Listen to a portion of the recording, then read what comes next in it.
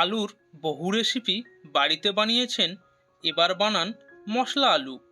স্বাদের এক নতুন গল্প, প্রাচীন রেসিপির আধুনিক মেলবন্ধন। প্রতি কামড়ে গ্রাম বাংলার স্বাদ, চেনা আলু অচেনা স্বাদ মশলার জাদুতে। পরোটা বা লুচির সাথে ব্রেকফাস্টের আসর জমিয়ে তুলুন স্বাদের অমৃত মশলা আলু দিয়ে। নমস্কার সবাইকে, এইচপি কলকাতা ফুডস চ্যানেলে আপনাদের স্বাগতম। তো চলুন শুরু করি আজকের রেসিপি। মশলা আলুর রেসিপি বানানোর জন্য 500 গ্রাম আলু খোসা ছাড়িয়ে সুন্দর করে ধুয়ে এই রকম সাইজের কেটে নিয়েছি। এবার একটা মশলার লিকুইড বানিয়ে নেব। এর জন্য এই বাটিটার মধ্যে নিয়ে নেব 1 চা চামচ জিরে গুঁড়ো, 1 চা চামচ ধনে গুঁড়ো, 1 চা চামচ হলুদ গুঁড়ো, 1 চা চামচ শুকনো লঙ্কা গুঁড়ো, 1 চা চামচ গোলমরিচ গুঁড়ো, 1 চা চামচ কাশ্মীরি লঙ্কা গুঁড়ো, 1 চা চামচ মিট মশলা গুঁড়ো, আর অল্প জল দিয়ে ভালোভাবে মিশিয়ে মশলার লিকুইডটা বানিয়ে নেব।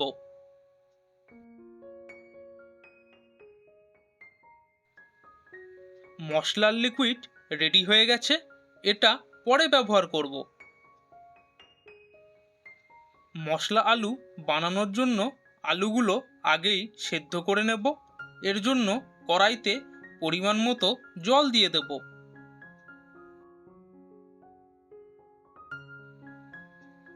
এবার কেটে রাখা আলুগুলোকে কড়াইয়ের মধ্যে দিয়ে দেব।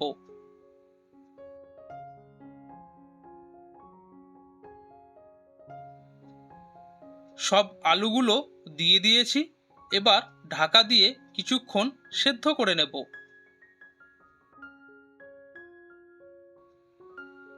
এবার ঢাকনা সরিয়ে খুন্তির সাহায্যে একটু নাড়িয়ে দেব, যাতে সব আলুগুলো সমানভাবে সেদ্ধ হয়। আবারও ঢাকা দিয়ে কিছুক্ষণ সেদ্ধ করে নেব।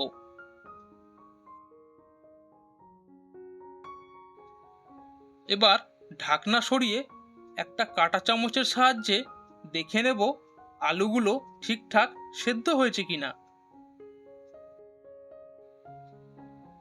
আলুগুলো পারফেক্ট সেদ্ধ হয়ে গেছে। এবার জল ঝরিয়ে একটা পাত্রে তুলে নেব।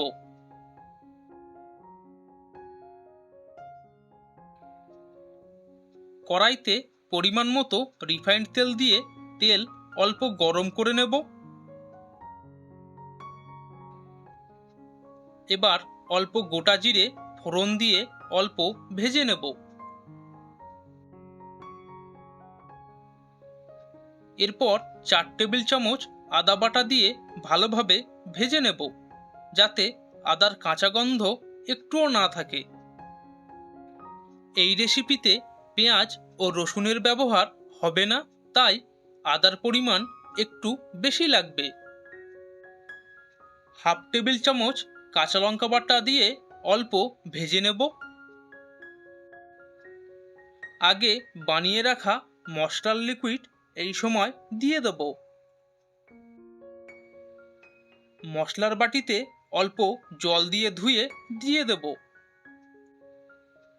এবার মশলাটাকে ভালোভাবে কষিয়ে নিতে হবে।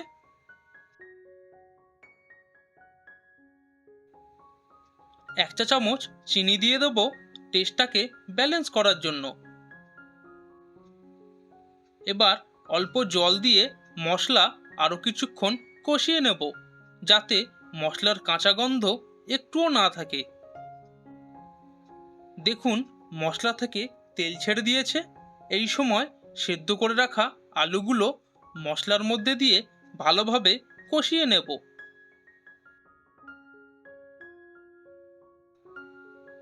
এবার পরিমাণ মতো লবণ দিয়ে আরও কিছুক্ষণ রান্না করে নেব। এইভাবে বানালে খুব সহজেই বানিয়ে নিতে পারবেন আর খেতেও খুব সুন্দর হবে। অবশ্যই এইভাবে বাড়িতে একবার বানাবেন, আর যদি ভালো লাগে অবশ্যই আমাকে কমেন্টে জানাতে ভুলবেন না। খাওয়ার জন্য রেডি হয়ে গেছে কলকাতা স্টাইল মশলা আলু। দেখুন দেখতে কত সুন্দর লাগছে, আর খেতেও অসাধারণ টেস্ট হবে। এপিসোডটা ভালো লাগলে চ্যানেলটাকে সাবস্ক্রাইব করে সাপোর্ট করবেন, যাতে আরও ভালো এপিসোড আনতে পারি। ফিরে আসছি নেক্সট এপিসোডে। সুস্থ থাকবেন, নিজের যত্ন নেবেন।